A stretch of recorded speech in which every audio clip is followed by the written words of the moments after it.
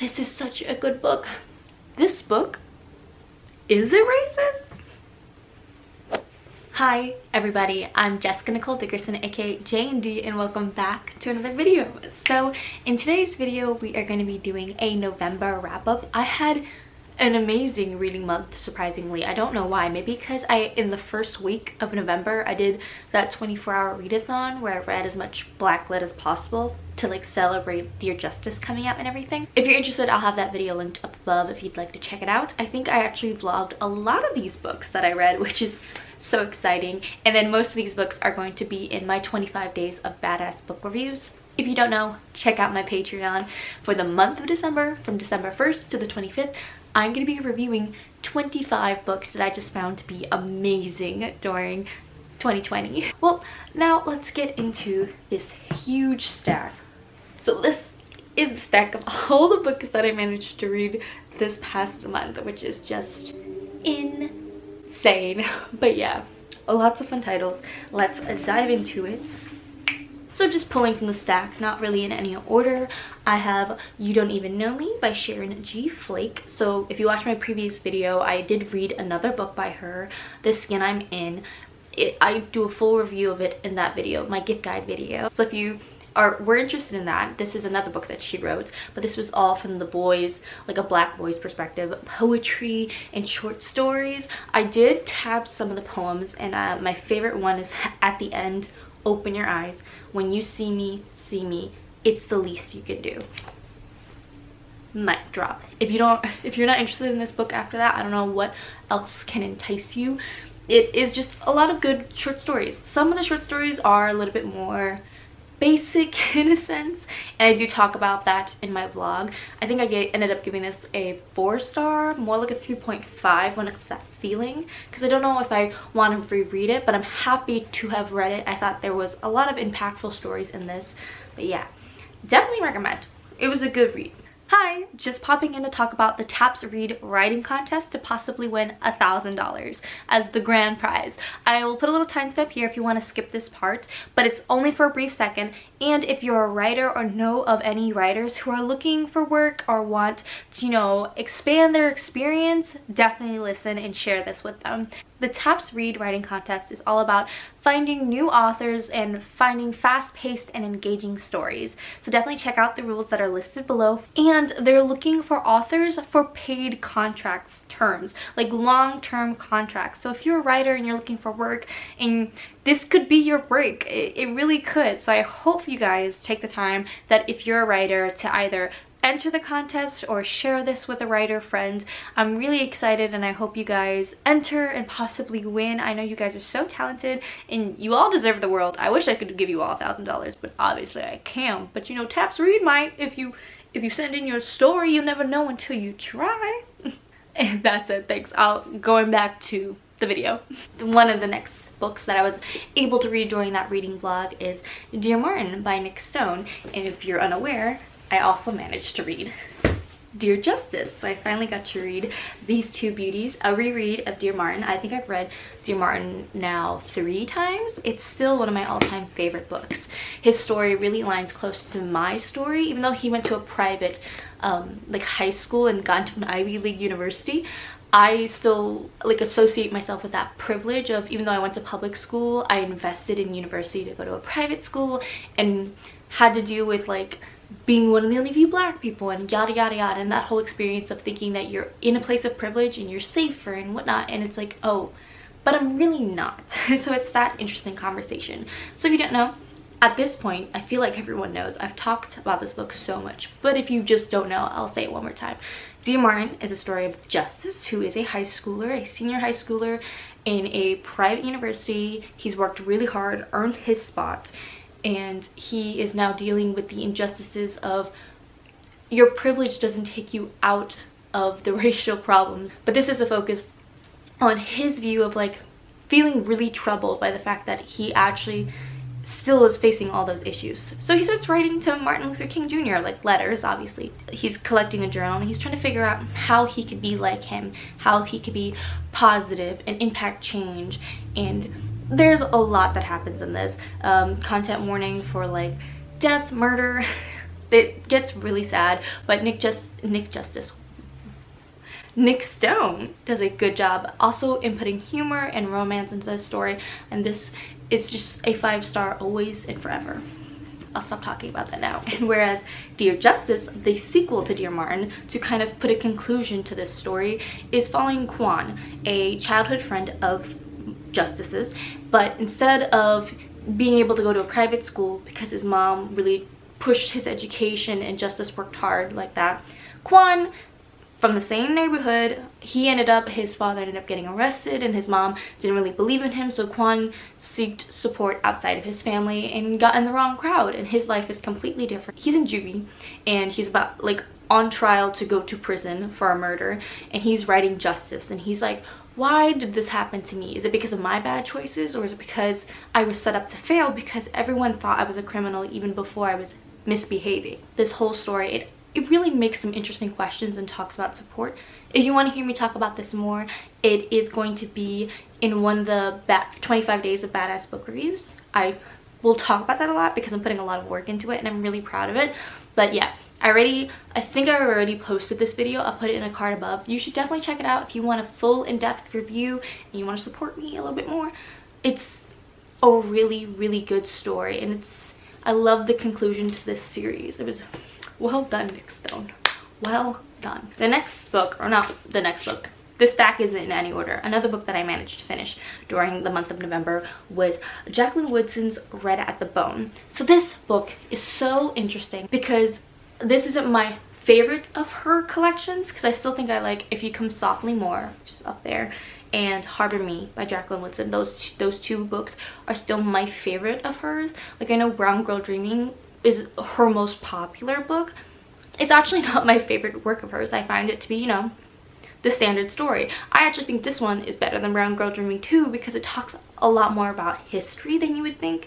So this is about a girl, actually a girl's family, a whole family of people. We get everyone's perspective. There's a girl who's becoming a woman and she's turning 16, and we're talking about her party, and then we're also seeing her mom's perspective and her dad's perspective, and then their grandparents' perspectives too. Growing up, there was a family member who went through the massacre of Tulsa, and we get to see that perspective of after that happens, the travel, now being very cautious about your material items, making sure you keep something in case of emergencies, and it really affects the whole family all the way down. And we also hear about a mom who ended up being a teen mom and how she feels about it and how she might be queer. There's some talk about queer characters in here and gay best friends, and how in the early 2000s how that was dealt with. There's a lot of complicated relationships entangled in this book, and we're jumping from perspective to perspective of what's everyone's life experience, and we see a lot of death in this book. A lot of time passes throughout this novel of the family, but I really still enjoyed it. I gave it a 4-star. I think I was missing that character connection because obviously we're following so many different perspectives, but it still brought up so many good points, and it was just like a window into a family's life, if that makes sense. Another book that I managed to read was What Mama Left Me by Renee Watson. I ended up giving this a 3-star. I thought this was good, but not my favorite work of hers. Obviously, my favorite book of all time is Piecing Me Together by Renee Watson. If I haven't talked about this enough, you know I have. My next video, I think I'm going to do a reviewing 1-star or reading 1-star reviews of my favorite book, just to see for fun. I'm nervous. So I ended up giving this 3 stars because I feel like the writing style was a little bit simpler. This feels more middle grade. She is in middle school, and this book does cover a lot of grief. The story follows these 2 kids whose mother, I want to say she died. I don't want to say how she died because that might spoil it, because What Mama Left Me, the main character has a lot of secrets, either for her mom or she's holding secrets for her best friend. But I do feel what knocked it down a star was the writing style was a little bit simplistic, and then the plot, it took a really long time for her to start questioning things, the main character. She starts questioning her grief and God. This is also a very like religious book in the sense of her family, I believe, is Catholic, and she's going to Sunday school and she's learning all this stuff, and she's starting to question towards the end about like, oh, I'm doing all this work for God and he's like, and my mom's gone and feeling really upset, and then there's another like murder or death in the book, and then she's really consumed by grief and doesn't understand how to face it. There's a lot of interesting topics. I do feel that I just lacked that connection to her, but I still gave it a 3-star because I still wanted to know what happened. There was still that kind of mysterious aspect of what happened, what are the secrets, what's going on. It's a simple read. It's like 220 pages. It's a really fast, interesting story, a good contemporary. So yeah, that's another book. I think this is the last book I managed to read during that little 24-hour readathon, but it is Home for Hurricanes by Nikki Murphy, which is a poetry collection that she published. It's her first debut like poetry collection. It was really good. She sent it to me early and I'm so grateful. I really enjoyed it. If you could see, I have lots of tabs. She even put a little postcard in there with but she gave me a postcard with a cute note about how I was one of the first booktubers that said yes to like having her book sent to me, which is just nice. I really want to support more indie authors. But yeah, her poetry collection was so good. So it's in 4 stages and it's all about resilience and growth, and her prose is just really, really good. Let me see if I can find one for you to read, and also check out the blog because I talk about it a lot too. Like this poem very quickly. It is watering cement. My family is no comforter. They don't fold and bend. They are cement. Graffiti-laced walls, returning bullets, strong, tough, towering. But I am not cement. I am water rushing to be made solid. Beautiful. Beautiful, right? Beautiful. I'll link it down below. Please check it out. It's so good. This next book that I managed to finish was in my last vlog as well. I think I vlogged it. Yes. Of me choosing or reading books that you chose for me to read. So it is Now That I Found You by Christina Forrest. So this is my second book that I've read of Christina Forrest's. I think it's very good. I also have an independent review of this book on my Patreon. I'm talking that Patreon to death, my apologies. But I gave this a 4.5 star. I knocked it a star because it took like 80 to 100 pages to get into it. But as soon as I got into it, it was so cute. I really ended up enjoying this a lot. Not really for the romance, but the concept of Now That I Found You. The main character is an actress and she kind of gets blacklisted in the beginning of the book. There's a betrayal, a video gets viral, and she loses her leading role. It's like she got a job for a movie, she got casted as the lead role and she lost it. So it's all about like finding love in yourself, so you're feeling worthy and not giving up on yourself, and you know, finding more value in yourself than the material items or jobs that are around you or in the opinions of others. So it was a really good book to read as an actor, as an artist, because I feel like that's something we're all so wrapped in, about like getting approval from others, or even YouTube. It's trying to get views and all that stuff and being so concerned. It's like, hey, you need to find yourself. Be solid with yourself. So yeah, but I did knock it down a half star for just in the beginning. I found that the main girl character was a little bit prissy and privileged, but it makes sense at the end. I talk about it more on my Patreon if you're interested. Let's see what else. Oh, the last book that I actually managed to read, I still have two more books to talk, but this just happened to have been the last book that I read in November, was I'll Be the One by Lila Lee. I ended up giving this a 3-star, kind of 3.5. I think I put 3.5 on Goodreads, but it feels very 3-star. I was expecting a lot more from this than what I got. I love the fact that it talks about being fat, about being plus size, that being fat isn't a bad thing. If your doctor says you're healthy, you know what I mean?